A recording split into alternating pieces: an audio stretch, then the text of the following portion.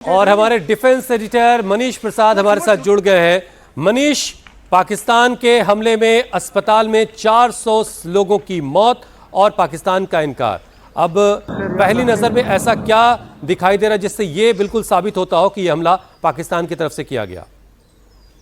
खबर निकली कि हुसैन, इस बात में बिल्कुल क्लैरिटी थी। कल देर रात जैसे ही पाकिस्तान ने एयर स्पेस वायलेट किया और साथ में जो अपने फाइटर एयरक्राफ्ट हैं उनकी मूवमेंट की, उसके अलावा जो रॉकेट्स बॉम्ब्स हैं उनको ड्रॉप किया। ये ड्रग रिहैबिलिटेशन सेंटर है दरअसल नंगरहार एरिया, जो कि बिल्कुल डूरन लाइन के काफी करीब पड़ता है, और उसके बाद काबुल का एरिया। ये दो ऐसे स्पॉट थे जहां पर पाकिस्तान की तरफ से गोलाबारी की गई, बॉम्बिंग की गई, और फिर उसके बाद इसमें करीबन 400 से ज्यादा के लगभग जो लोग हैं उनकी जान गई है और करीबन 250 से 300 ऐसे लोग हैं जो इंजर्ड हुए हैं। ये कुल मिला के उम्मीद नाम का ये हॉस्पिटल है जो कि ड्रग रिहैबिलिटेशन सेंटर है, काबुल में मौजूद है, काबुल के अंदर है। और इस यहां पर अधिकतर, मतलब आप ये समझ लीजिए पूरा काबुल, नंगरहार, उसके बाद पाक्तिका, ये आसपास के जितने भी एरियाज है, चाहे कांधार, वहां से सभी जो मरीज हैं, पेशेंट हैं, वो यहां पर आकर अपना इलाज करवाते हैं।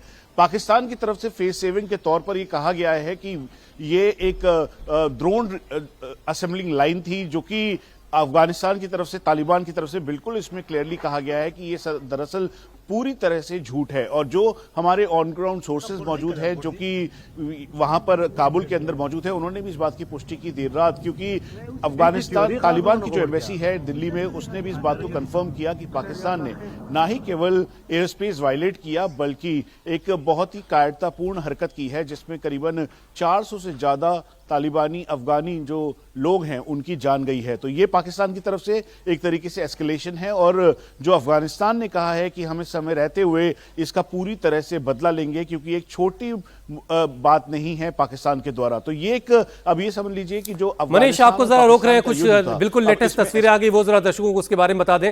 ये आप देखिए बाईं तरफ जो तस्वीर आई, किस तरीके से लोगों को रेस्क्यू किया जा रहा है। लोगों की जिंदगी बचाना सबसे अहम होता है ऐसे मौके पर, और लोग फौरन ही जो है, जो जख्मी लोग हैं उनको वहां से निकाला जा रहा है। जो भी चीज उनके पास संसाधन मौजूद है, उन्हीं संसाधन के जरिए एक कंबल में किसी एक जख्मी व्यक्ति को लिटाया जा रहा है और उसको फिर वहां से ले जा रहे हैं ताकि उसे फौरन जो है किसी दूसरे अस्पताल में शिफ्ट किया जा सके जहां उसे इलाज मिल सके। और यहाँ पर जो आप बॉडी लैंग्वेज देखेंगे, जो वहाँ पर मेडिकल रेस्क्यू के लिए आए हैं वो भी इससे बहुत ज़्यादा आहत हैं, जो वहाँ पर उनको ये भयावह मंजर देखने को मिला जहाँ पर करीब 400 लोगों की जान चली गई। और देखिए ये नई तस्वीर आई है किस तरह से वहाँ पर जो आम लोग ही मौजूद थे वो यहाँ पर रेस्क्यू के लिए आए। यहाँ पर एम्बुलेंस भी एक दिख रहा है और एम्बुलेंस में भी लोगों तक को पहुंचाने के लिए जा रहे हैं। मनीष, आज के वक्त में इस तरह के हमले के बाद कोई बच नहीं सकता। हमने ईरान के मिनाब में जो स्कूल पर एक हमला हुआ था और जिस स्कूल के हमले में 165 से ज़्यादा बच्चियों की जानें गई थी, जब बहुत क्लोज कैमरों से मॉनिटरिंग हुई तो ये पता चला कि उसमें अमेरिकन मिसाइल नहीं जाकर वहां पर हिट किया था। तो ऐसी कुछ तस्वीरें बहुत जल्द मुझे लगता आ जाएंगी जिससे क्लियर हो जाएगा कि हमला पाकिस्तान ने किया। हुसैन, एक बात बिल्कुल क्लियर है कि पाकिस्तान का मतलब है अमेरिकी और चाइनीज हथियार और साथ में टर्किश वेपन। तो ये तीनों कंट्री के वेपन के जो सिग्नलिंग है वो बिल्कुल दिखाई देगी। आपने ईरान का एग्जाम्पल दिया, लेकिन मैं इस बात को और आगे की तरफ लेके जाता हूं। जब मैं खुद कांधार में मौजूद था या फिर तालिबान अफगानिस्तान में था, उस दौरान भी ये देखने को मिला था कि तालिबान की जब फायरिंग की जा रही थी पाकिस्तान की तरफ से, तो उस दौरान भी वो अमेरिका से लिए हुए हथियारों का या फिर चाइनीज हथियारों का ही इस्तेमाल कर रहा था।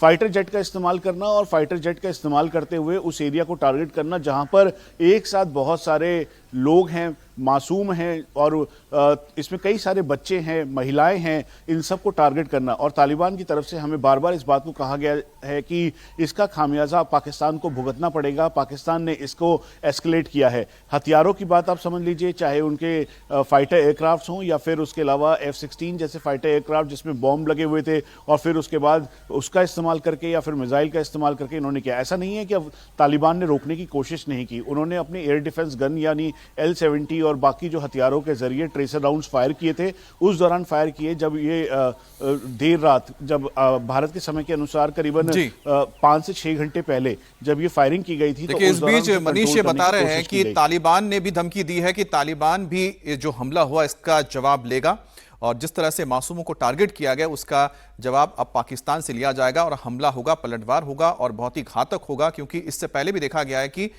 अफगानिस्तान ने पाकिस्तान के ऊपर हमले किए और बहुत ही घातक हमले किए।